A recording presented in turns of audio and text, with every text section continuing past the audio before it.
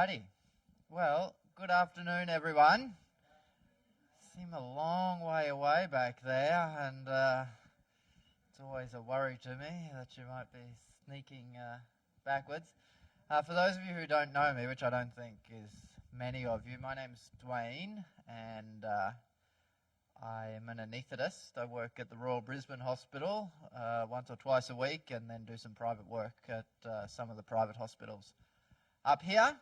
And Charles asked me to talk about something. That was about it, about something. So this is what you've got. Whether you like it or not, this is what you've got. So I don't know about you guys, but the media at the moment, hey? I don't know. I've had a gutful of the kind of fake news, false narratives, faulty notions of all kinds of things. And so this afternoon I thought I'd share with you some fascinating insights if we can make this PowerPoint work, team. Do I need new batteries? Or do I just need on? There we go. Some fascinating insights. You're not into this bull or any other marvellous beasts that you might be pondering. Anato, I'm thinking of you. Bah. Sorry. No, I want to talk about the bugs, the microbiome, those kind of things. Because you know what? Somewhere right now, someone is sharing some fascinating piece of information about some animal, some unbelievable, some noteworthy fact. But I'm not sure that they're true. And so, since I was talking about bugs and bull and beasts and other things, I thought maybe I should give you a quiz to get started. So, here goes. I just need you, everyone ready? Do bulls, since we're talking about bulls, hate the colour red? Yes or no? No. All right. Are bats blind? Nah.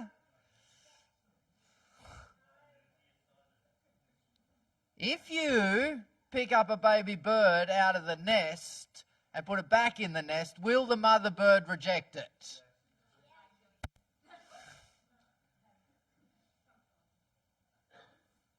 Do bears hibernate?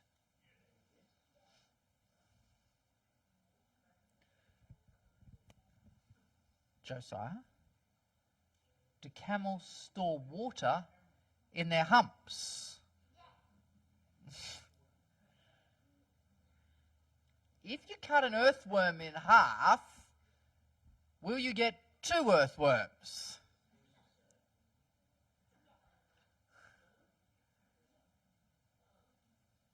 Where's Jordan when you need him? Is the daddy long-legged spider the most venomous spider in the world, but it can't bite you?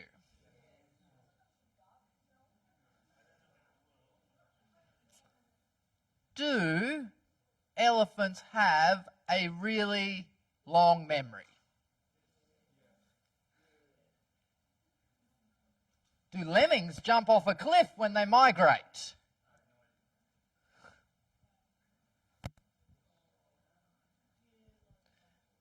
Does an ostrich bury its head in the sand when it's scared?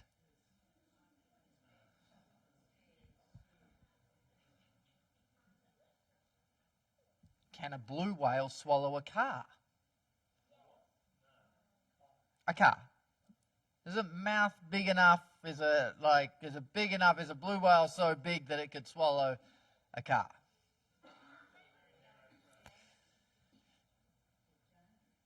Do crocodiles cry for no reason? You know, like crocodile tears.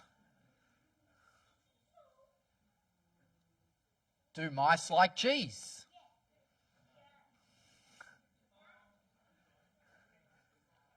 All right.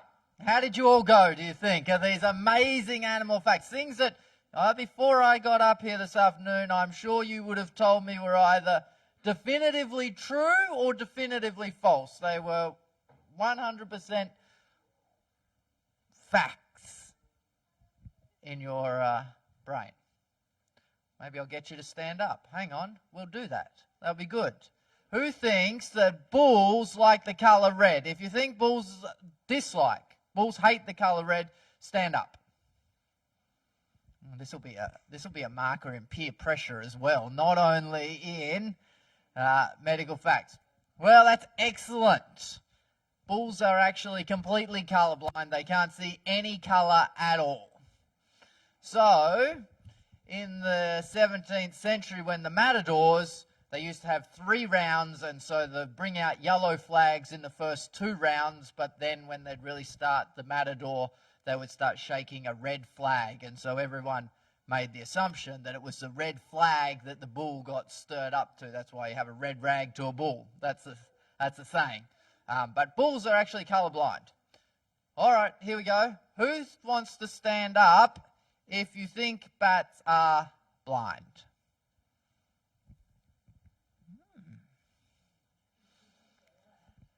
Yes, if you think they are blind. Yeah, there is a saying blind as a bat, same as there's a saying red rag to a bull. But, you see those things there? Those things are called eyes, just in case you wanted the medical term. And actually, bats have amazing eyesight. It's just they live in the dark, and so they require echolocation to help them get around. And they don't use their eyes because they're in the dark. But actually, they get double eyesight. All right, here we go. Who wants to stand up if you think a baby bird, if it falls out of the nest and is picked up by a human to put back in the nest, that the mother bird will reject it?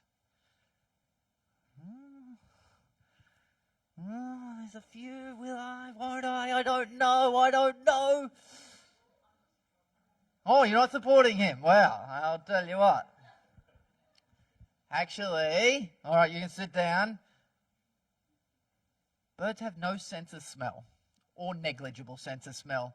A bird wouldn't know whether you picked up its baby bird and put it back in the nest or it was still on the ground.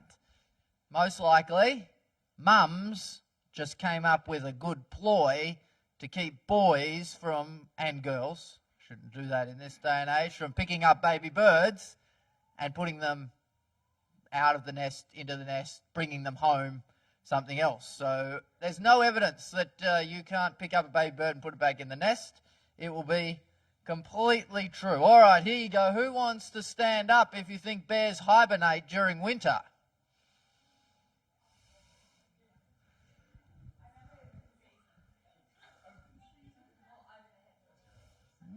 All right, very good. All right, that'll do. Well, this is highly debatable. Highly debatable. It depends on how you define hibernation, really.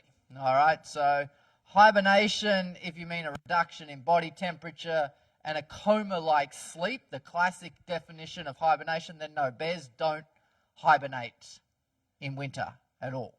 They go into a state what we would call torpor, which is they slow down a little bit, but it's not technically hibernation. And if you go in to find a sleeping bear, it won't be in a coma-like state. It will wake up and eat you. Just saying. No, just if you want to know. Tips for young players. All right, Josiah. Do camels store water in their humps? Kai? Ah, no. They don't store water in their humps. The humps are full of fat for their long... Interesting, do you know? Do you know where that came from?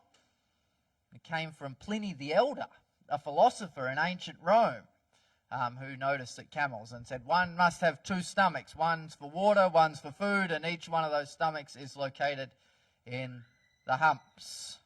But really, camels just have the best kidneys in the world and can suck up a lot of water. So trust me, if you went to a well to feed camels, that's a drink, gives camels a drink of water, that would be a bad plan. So just if you're looking for a husband, don't go to a well to drink camels. It's going to take you a long time. All right. What do you think? Who's going to stand up? If you cut an earthworm in half, you get 2 earthworms.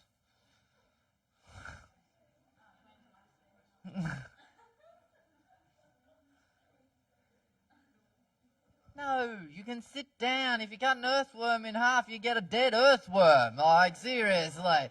They're actually really biologically complex animals, and you can't just chop them in half and get 2 earthworms. You may be able to chop just the fraction of a tail off and it'll regenerate, but if you chop an earthworm in half, that's the end of the earthworm. All right? How about this? Who believes that the daddy longlegs spider is the most venomous, well, one of the most venomous types of spiders, but it can't bite you? Stand up if you think that's true.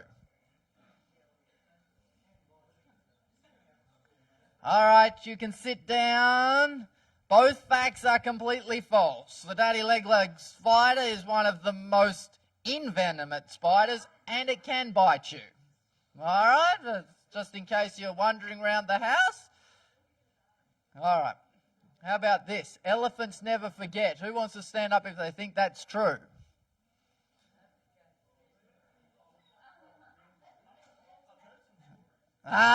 See, this is a problem with facts and things. Once you get to peer pressure, you think that elephants can't forget because some of the others have not been true.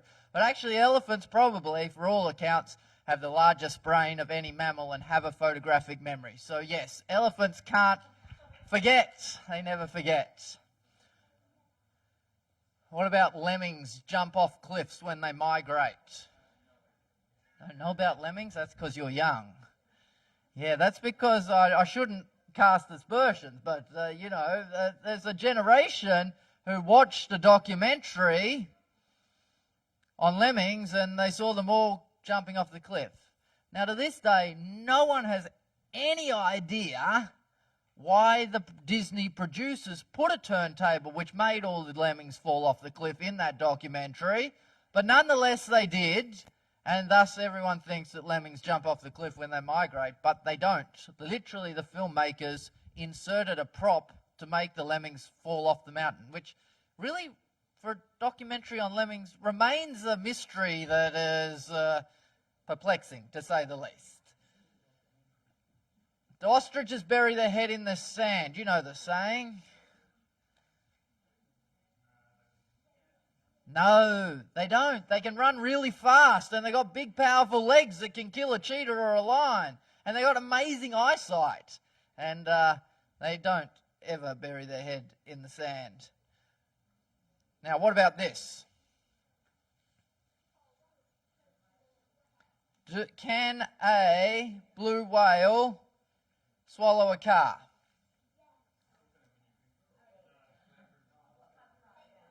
We've got Swallow Jonah. Smaller than a car, I presume, Jonah. All right, no. What do blue whales eat? Yeah, how big's that? Very small.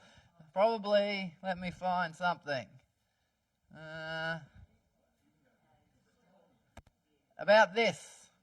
That's about the most that a blue whale can swallow, just in case you were wondering. Their tongue's the size of a car, if that has, but that's about the most a blue whale can swallow. So, was Jonah swallowed by a whale?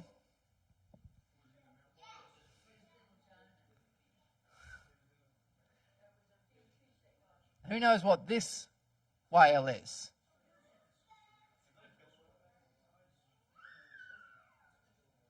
This is called a prehistoric sperm whale. All right, found in 2008 in the desert in Peru, named Leviathan, which is about the same size as a megalodon. These are the two apex predators of the past. And interestingly, sperm whales, what do sperm whales eat? Not giant squid. And they swallow giant squid whole. And you know how big a 20-meter leviathan sperm whale is?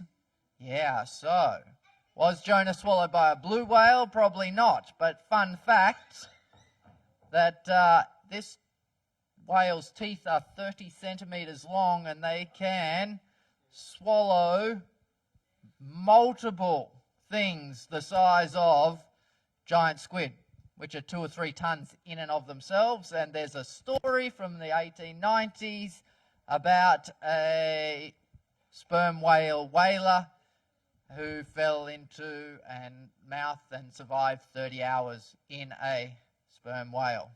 Just think, that's a different book. That's a...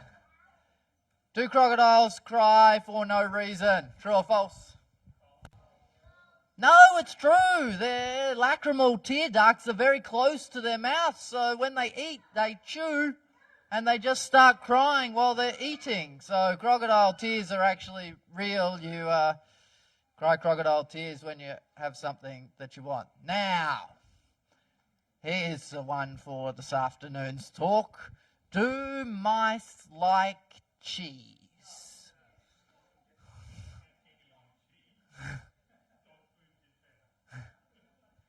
Amy, do mice like cheese?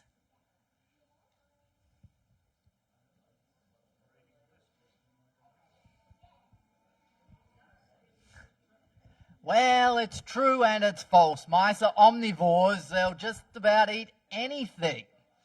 All right? They'll just about eat anything. But actually, cheese is by no means their favourite. They much prefer sweet fruit, chocolate, other things. Peanut butter, it's the sweet, it's that sugary. Where did this come about from? Mice like cheese. Well, when they had mice plagues, the only things that were out were the cheese, because the grains were in jars and all the meats were cured, so the only things that mice were eating were cheese. So everyone made the assumption that really the mice must love the cheese. If we got rid of the cheese, we will get rid of the mice. So here's a thought.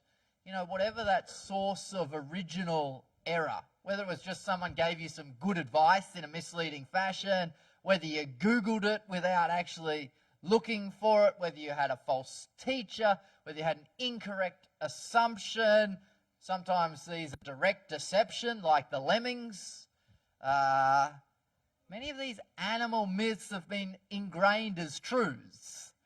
And you try to talk to people about them, and they get very defensive and very angry because you're debunking what has become a truth that's based on lies. And they get on the internet and they search, and then they decide that, I'm not quite sure whether that's true or not true.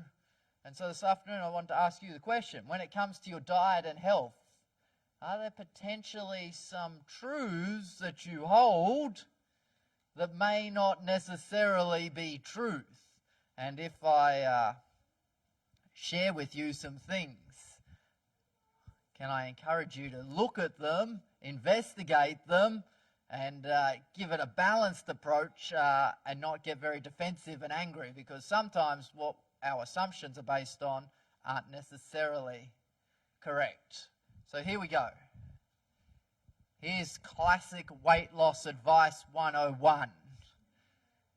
Is this true or false? Calories in, calories out. You put less calories in than you put calories out, you get fat. True or false? Interesting.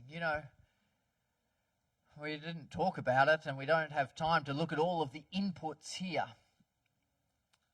But essentially, we're going to look at just some of the inputs into a microbiome, and then we're going to look at what that microbiome produces, because all diseases of the body can be broken down into like these three big groups, yes?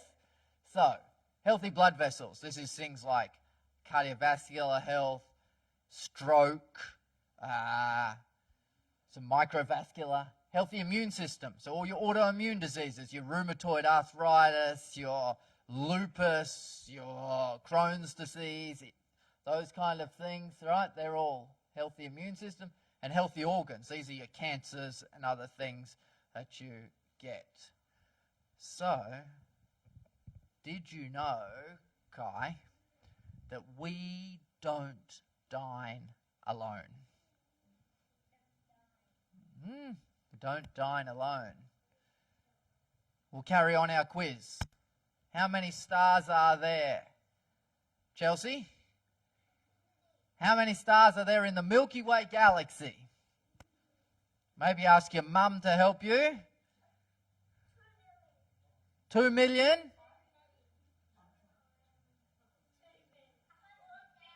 100,000, we're going up. What number's this? 100,000 million. Just in case you want to know, stars in the Milky Way galaxy. 100,000 million. Alrighty. How many cells, Emma? You do cell biology. How many cells are in the human body?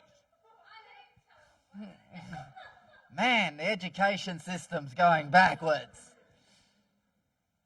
30,000 billion. 30,000 billion cells in the human body. All right, here you go. How many bacteria live in your gut?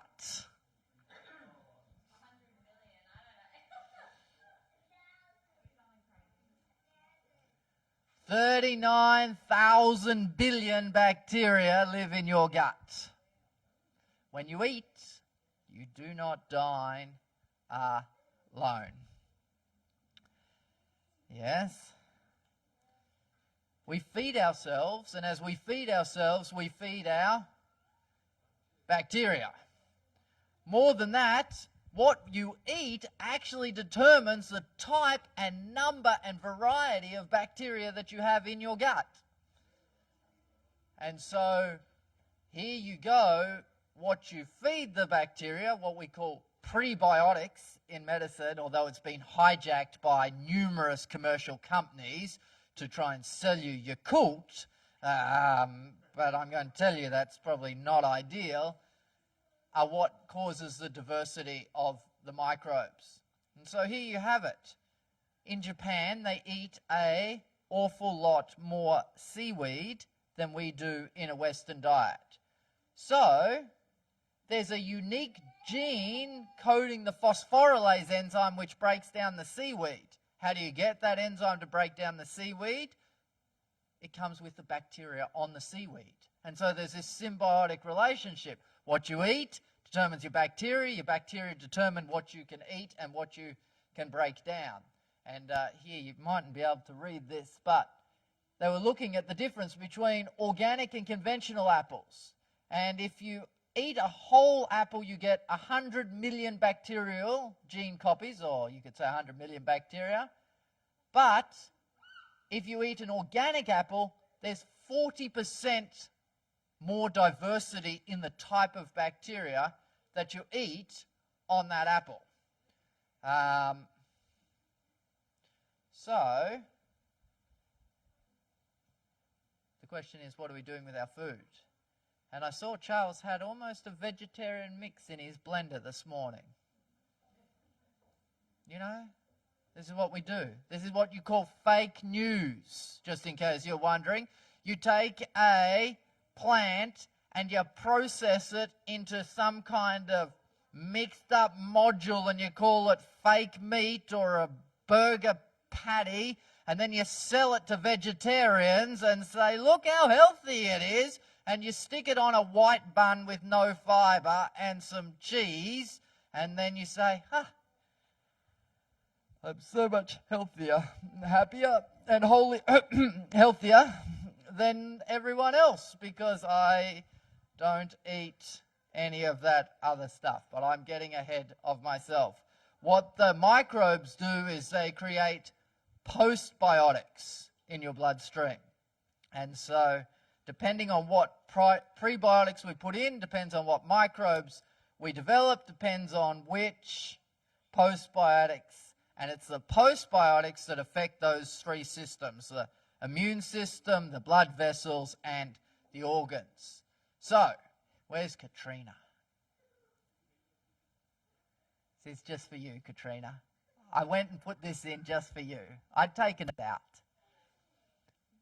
What is the fuel that we need to feed our bugs?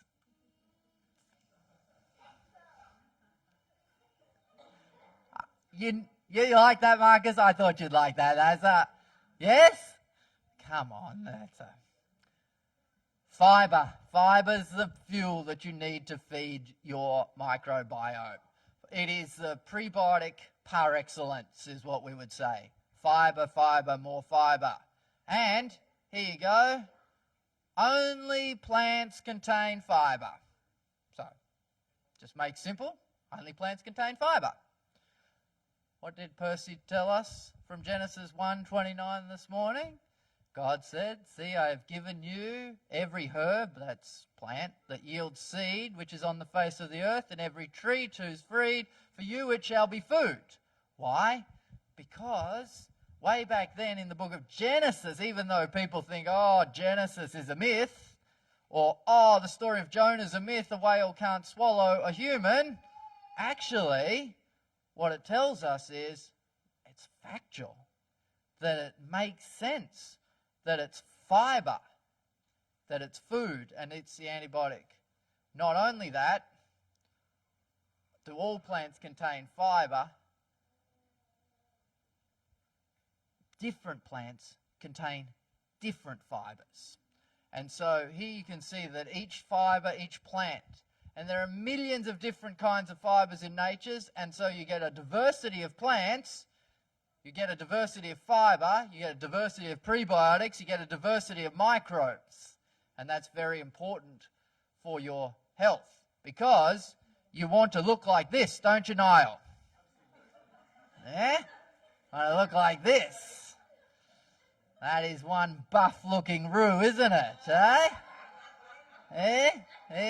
He works out that, yeah? He works out. But look at this. This is what we call the standard Australian diet. Oh, where is that? Standard Australian diet. 25% meat, dairy, eggs, seafood, processed food, preservatives, sugar, refined grains, fats, oils. That's those fancy veggie burger patties that you like to think are healthy on your bun. 63% of your diet, and all of 12% of your diet is vegetables, fruit, nuts, seeds, legumes, and whole grains. You know what that does? It makes you sad. That's why it's called the SAD diet, Standard Australian Diet, because you eat that, you're going to end up sad. In fact, Percy talked about a health reformer from the 1800s, a health reformer with the equivalent of a third grade education who wrote this statement, which has to make you think, how did they write this statement? No one else in the mid-1800s really wrote this statement. In fact, no one else thought this was a good idea in the 1800s. She wrote, the less that condiments and desserts, I don't know who just came up from downstairs, are placed upon our tables, the better it will be for all who partake of the food. All mixed and complicated or processed foods are injurious to the health of human beings. Dumb animals, like buffaloes, would never eat such a mixture as often placed in the human stomach. What does a buffalo eat?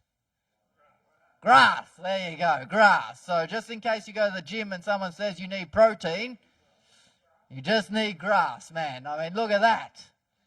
He's not on a high-protein diet, that fella. So, the West African diet, well, that's very different to the Western diet. That's not a SAD diet. That is a diet that consists of pretty much no fat or animal protein. It's rich in starch, fiber, plant polysaccharides, and it's all harvested locally and cultivated there without those non-organic contents. Cereals, legumes, vegetables. And so here in Nature in 2014, they did a little study and they said, let's have a look at the bacteria in the guts of European children versus children in rural Africa. And they found that children in rural Africa had 53% Prevotella species and European children had no Prevotella, but 23% Bacteroides species. That was the primary kind of species in there. And you say, oh, well, and here was another paper. This is in Scientific American. So if you go to someone who's been uncontacted, so Amerindians, so as opposed to, here's the uncontacted Prevotella, here's the Western Americans down here. So even if you're in the same location, even if you're in the same place, you have very different bacteria in your gut. And so the question becomes, well, why is that important? Isn't it? Like, that's very interesting, but so what? What's the point? But here in Nature, in probably the most prestigious journal, certainly it's got the highest impact factor in regards to research, they did a study, recent study. Now, 2014, we're not talking, this is some kind of old stuff from the 1960s or 1920s that's just been repurposed and someone wrote it. No, the person who wrote this in the 1870s had some kind of insight that we're only just catching up, and that if you do this, you can rapidly and reproducibly. They took subjects, male, female subjects, they changed their diet, fed them this diet, fed them that diet. Depending on what diet they ate, depended on what bacterial species they grew, and not only that, it depended, more importantly, on what postbiotics they produced.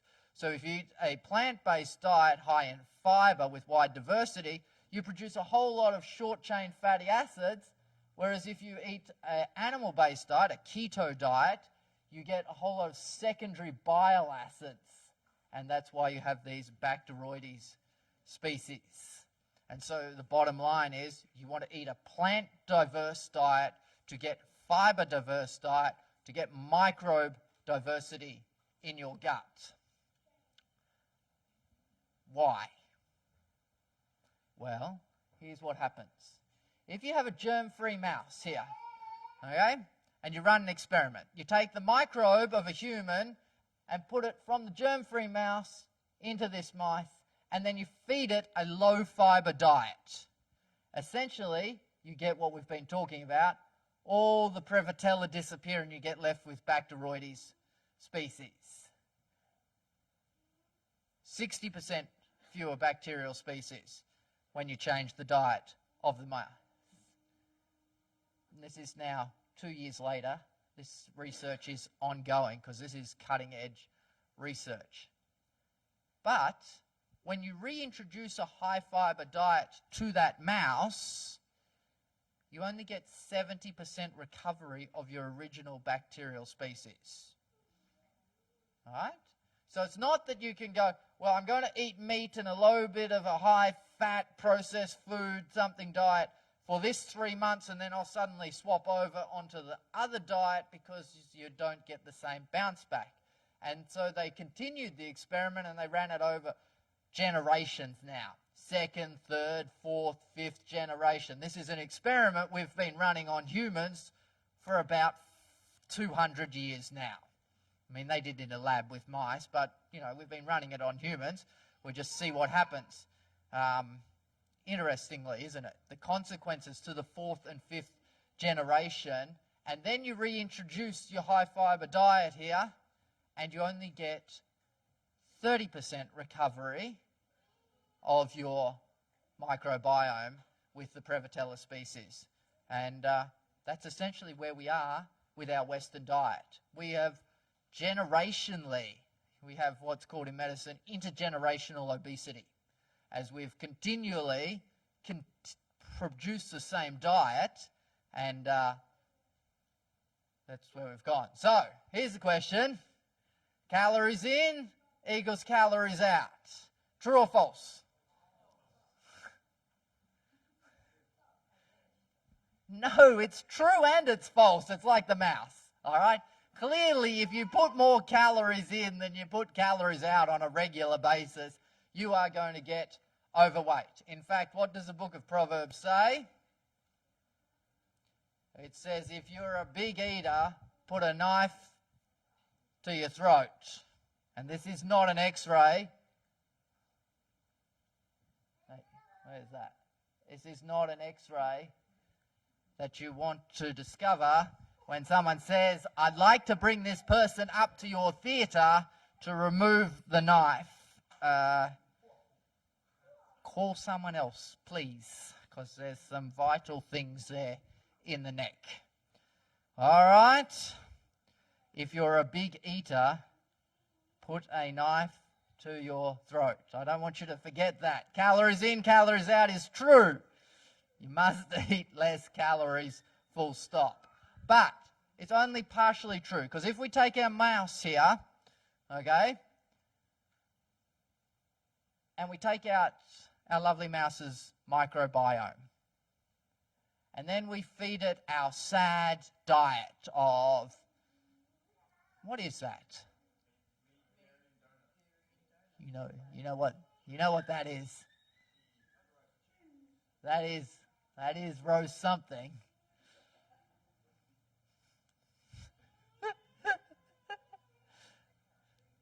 Oh, sorry. That's a lovely rack of roast lamb. Fat, sugar, oil, processed food. And then, guess what happens? Mouse lives and mouse doesn't get fat. If you have no microbiome, you can feed that mouse whatever you like. Turns out, though, humans can't survive without a microbiome, so this is not a good solution to the problem. But calories in, calories out doesn't work.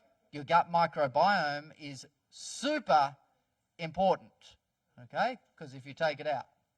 Now, what happens if you take your mouse with a healthy microbiome and you feed it your sad diet of high-processed animal products, fat, sugar, something else?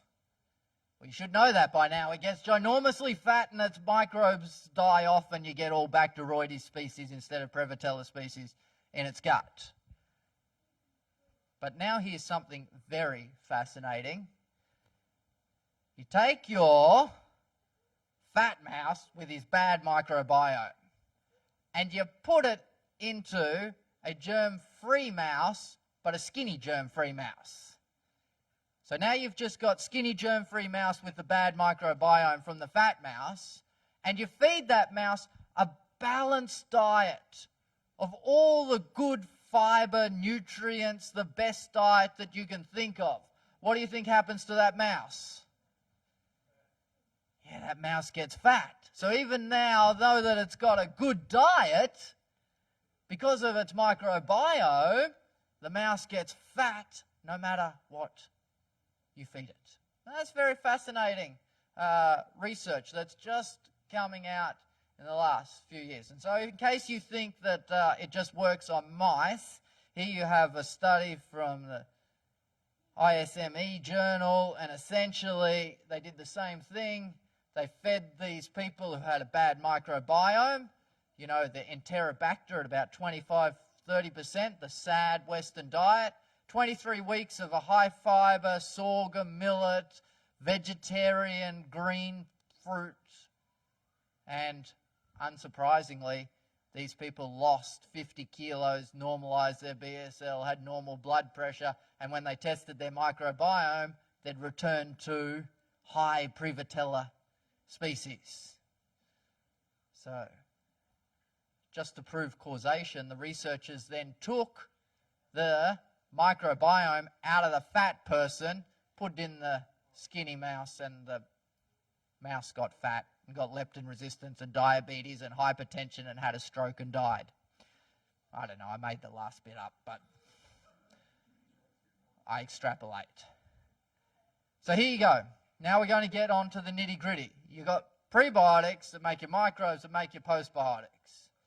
And what are the postbiotics? Well, they're these things here. Short-chain fatty acids, antioxidants, phytochemicals, the immune enhancers. And these are what gives you healthy blood, which is what gives you a healthy immune system, healthy blood vessels, healthy organs. And you can rapidly and reproducibly change the diet. So, quick physiology lesson for all the nurses and doctors here. This is your stomach. This is your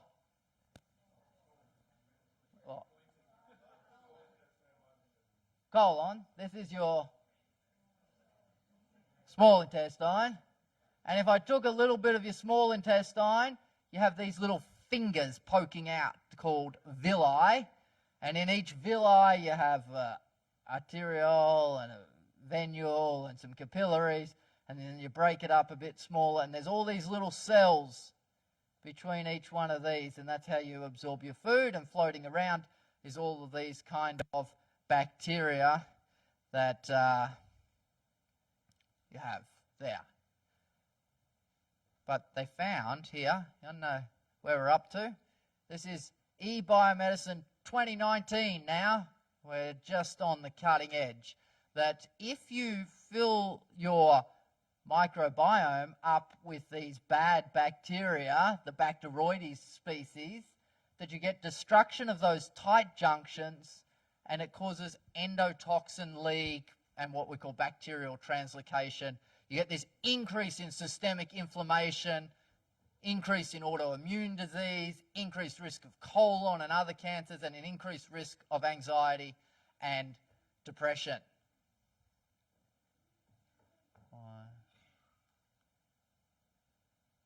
And so, Percy said in the presentation earlier this morning, he used to run a 5-day quit smoking plan. Why is smoking bad for you? Well, but it causes inflammation. That's the whole point of smoking. It's an inflammatory. It's got direct toxin. The only problem is smoking only causes inflammation here and maybe a little bit elsewhere. Look at all these organ systems. This is all the organ systems that they found that cause chronic systemic inflammation with a dodgy microbiome high in Bacteroides species. Essentially, you are smoking every day. And you're not just a sort of occasional smoke because I need one to relax. You're a chain-smoking, 10-pack a day kind of smoker. And it's hard to give up because it's addictive. And essentially, this is what happens, this lipopolysaccharide. In your gram-negative bacteria, they release an endotoxin. It's called lipopolysaccharide. And so everyone goes to hospital, oh, I don't want to get golden staph. Right? That's a gram-positive bacteria. Because if I go to hospital, I'll get this super infection. It'll be really bad. Well, the equivalent on the gram-negative side is something like E. coli. You get gram-negative sepsis. And essentially what you're doing to yourself every day is just giving yourself gram-negative sepsis by what you eat. Just constant, daily inflammation from everything. I'll go back here. Just as a small aside, here on the healthy organs, you don't only have an input this way, you have direct input. And here you have from, it's swapped up there, from Nutritional Cancer 2019, right? This is, again, they've just found that heme iron between red meat consumption, colorectal cancer, right? not only is your microbiome getting knocked off and you're getting systemic inflammation, just like smoking, if you eat a high amount of animal products, high fat, high red meat content, but all animal products, essentially you're giving yourself a direct toxin, the same as smoking as well. And what does heme iron cancer cause? Well, just esophageal cancer, stomach cancer, pancreas cancer, large bowel cancer, and small bowel cancer, to name a few. And interestingly, here you have it, confirmed, British Medical Journal. I don't know whether anyone knows about odds ratio, hazard ratio, but essentially everything to the right of this line is positive correlation. So all cause of death, heme iron. Cancer, right. Heart disease, right. Respiratory disease, right. Diabetes, right. You want to eat a lot of red meat and other things, you will not only knock off your biome and give yourself systemic inflammation, you will also cause a direct toxic effect. And interestingly, they found that it's probably the heterocyclic amines in 2009, and the others, not the heme iron, but the nitrates are things that you add like bacon and hot dogs and hams. And everyone's like, oh, well, it's just the grilling process. If you chuck it on the grill, if you burn it, it's the charcoal that's bad. Well, no, it's not, because the charcoal, if you fry a mushroom to a crisp, will not give you heterocyclic amines, even if it's like black and crunchy. And here's what Percy does every day. Descending colon, mostly.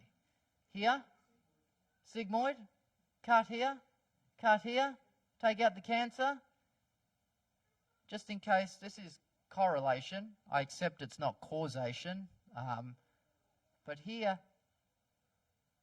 your chance of cancer is a direct correlation. Like, you couldn't get a straighter line.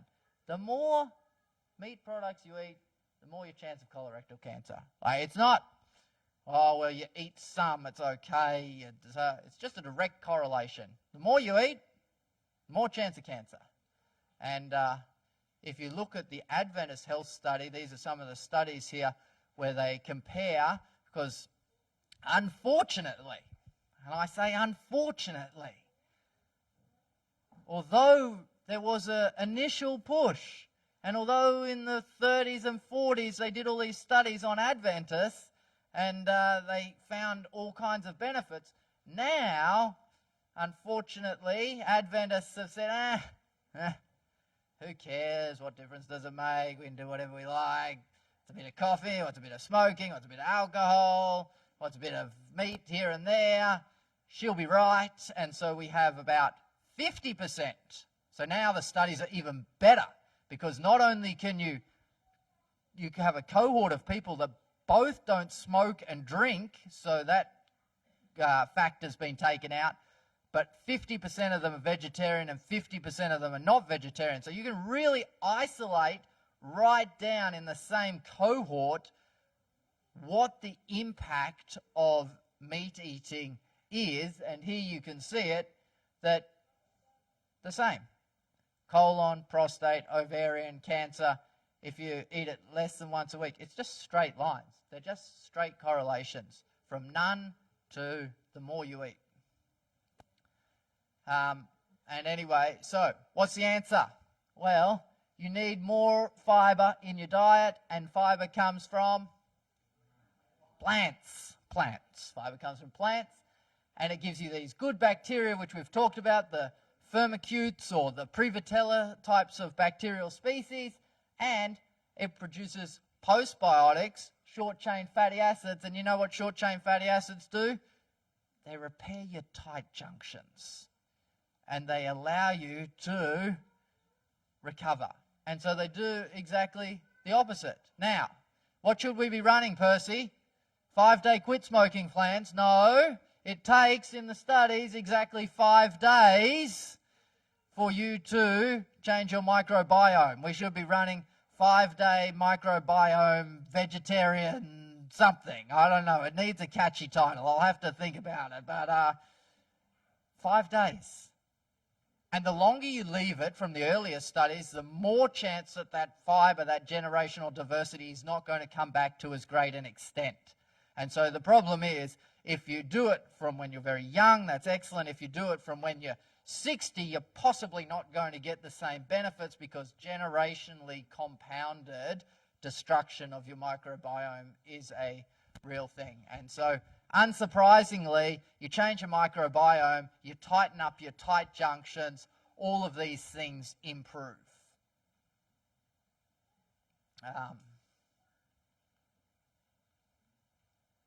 So, here's your SAD diet,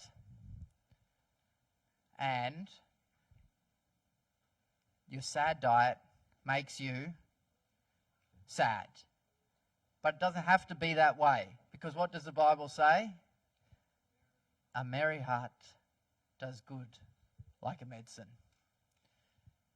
And so here we have from circa 1900 these amazing, and I know sometimes you get on the internet and you read some things about Seventh-day Adventists, and they're not very complimentary, and that's disappointing, because a lot like those animals at the start, sometimes what you read on the internet isn't necessarily true. Sometimes what you hear people say is actually false information. If you don't actually do the research and work out whether it's true or not true, you can get caught up in what is a population-wide myth. And in fact, daddy long-legged spiders can bite you and aren't that painful, poisonous. But here's some fascinating, and I'm sorry it's small, but 1900. The brain and nerves are in sympathy with the stomach. Everyone's like, you are a crazy person. If you go to an Adventist church, they will tell you that the brain and nerves are in sympathy in the stomach. And everyone knows that is the most ludicrous thing that you have ever heard. And they'll dedicate whole websites to proving just how silly that is. The diseased stomach affects the entire nervous system. Brain and mind, the nerves of the brain are diseased by the abuse heaped on the stomach. So stupid. You would be so stupid to believe that. Like, seriously, how could what you eat affect how your brain works?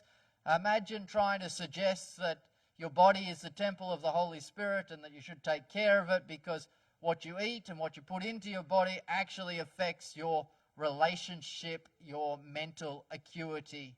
That's just absurd. The success of acquiring a good memory, a calm, uniform temper, depends not on circumstance, but very much upon the way in which the stomach is treated. And maybe there's some other advice that people should take here. We should not provide for the Sabbath a more liberal supply or greater variety of food than for other days. Instead of this, the food should be more simple and less should be eaten, in order that the mind may be clear and vigorous to comprehend spiritual things. A clogged stomach means a clogged brain. Yeah, maybe it's not just people who are reading the internet out there. Maybe some people who have been sitting in the pews for a long time have decided that the information isn't that valuable either. The Bible is very clear. Your body is a temple of the Holy Spirit. And what you eat affects what you hear. The most precious words may be heard and not appreciated because the mind is confused by an improper diet. By overeating on the Sabbath, many do more than they think to unfit themselves for the message that's being given. And yet here we have it. Here we have it. In the last 5 years, we've discovered that the gut contains 500 million nerves and produces 90% of the neurotransmitter serotonin. If you don't eat the SAD diet, you'll actually be happy because you'll release all the happy hormone serotonin, which will go to your brain. And not only that, 50% of the dopamine and 30 other neurotransmitters. Glutamate, GABA, they're all made in your stomach depending on what type of bacteria you put in your microbiome depending on what type of inputs you give it. Sunlight, exercise, water, high fiber diet. And if you take your mice and you take their microbiome out and you stress them by putting a cat outside their cage, no, I don't know how they stress them, but I just thought that would be a good way to do it. You get this massive, this is with the microbiome, this is a massive spike in cortisol and ACTH and other things because you're anxious, because your microbiome doesn't work, it doesn't produce your neurotransmitters. And if you give your microbiome particularly bad, your lipopolysaccharide gram-negative bacteria, your Bacteroides, here's the difference. All right? Good bacteria and the bad bacteria. You get this massive exaggerated stress response because what you eat. What did that uneducated health reformer say? A calm, uniform disposition, temper, less anxiety, depends not so much on upbringing, but on what you put in your stomach. And here you have it, all right? This is 2020. This is not, this is Frontiers of Endocrinology. This is a fascinating paper. I want to just share some of the things out of this paper because it is just amazing. That your short-chain fatty acids produced by your microbiome influence your gut-brain communication and brain function both directly and indirectly. We've looked at indirectly, but those short-chain fatty acids are absorbed in your gut. They're transported by special transporters that can only transport short-chain fatty acids across the blood-brain barrier where they are actually the cells that maintain and feed the astrocytes and the microglial and the neurons in your brain. So not only do the short-chain fatty acids from your diet fix your tight junctions in your gut, they fix your neurons in your head as well. And so what you eat is not only makes you happy with the synthesis of serotonin, not only makes you happy with neurotransmitters, but directly influences. And so I guess that's probably enough because I don't know about you. Well, I've had a gutful of, this planet. I had a gutful of the sickness and the suffering and the pain and all of the problems, and the Bible is very clear. God doesn't want us just to be healthy and happy for the sake of living from, 8.7 years from, what's the average age of death in Australia? 78, 79. He doesn't want us just to live from 79 to like 87. That's no interest in that, really. That is of no value to him. The Bible finishes. The same Bible that gives this incredible insight into how the gut works and the microbiome and the health benefits says God is preparing a place with no more sickness, no more death. Interestingly, just in case you're wondering, it says nothing will hurt or kill in all my holy mountain. I suspect that involves any animals being eaten as well, but I don't have a definitive kind of proof text for that. But I would rather put my trust in something, as a scientist, as a doctor, not in something out there, not those fake news and false narratives and things made up just because I read it on the internet or I was led to believe it or someone taught it to me or even someone tried to deceive me on purpose. That God has a plan. He wants us to be healthy so that we can hear his word, so that we can develop a relationship with him. And so I would encourage you not only to come back to talk to Charles, to talk to Percy about health and other things, but there are other more important topics that if you wanted to come back to Landsborough, we would love to have you and talk with you about. And so thank you so much for coming and trying to overcome some of those inbuilt kind of difficulties of preconceived ideas and learn more about health and living. And I hope you have an amazing afternoon.